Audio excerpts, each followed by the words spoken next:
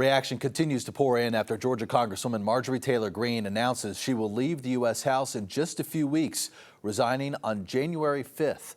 Greene's resignation follows a public falling out with President Trump in recent months, as the Congresswoman criticized him for his stance on the files related to Jeffrey Epstein, along with foreign policy and health care. Greene had been closely tied to the Republican president since she launched her political career 5 years ago. As he left the White House, he had this to say about the fallout. Are you willing to forgive Congresswoman Taylor Greene?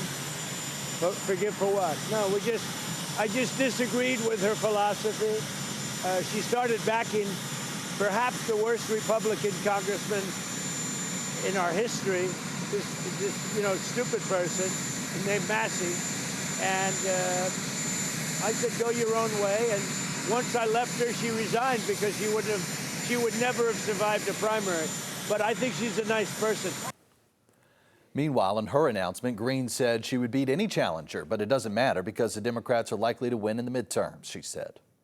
I do not want my sweet district to have to endure a hurtful and hateful primary against me by the president that we all fought for, only to fight and win my election while Republicans will likely lose the midterms, and in turn be expected to defend the president against impeachment after he hatefully dumped tens of millions of dollars against me and tried to destroy me. On the other side of the aisle, Democratic Congressman Hank Johnson weighing in on Marjorie Taylor Greene's resignation. In a statement, he says he disagrees with almost all of her policy positions, but he respects that she chose what he calls conscience over politics.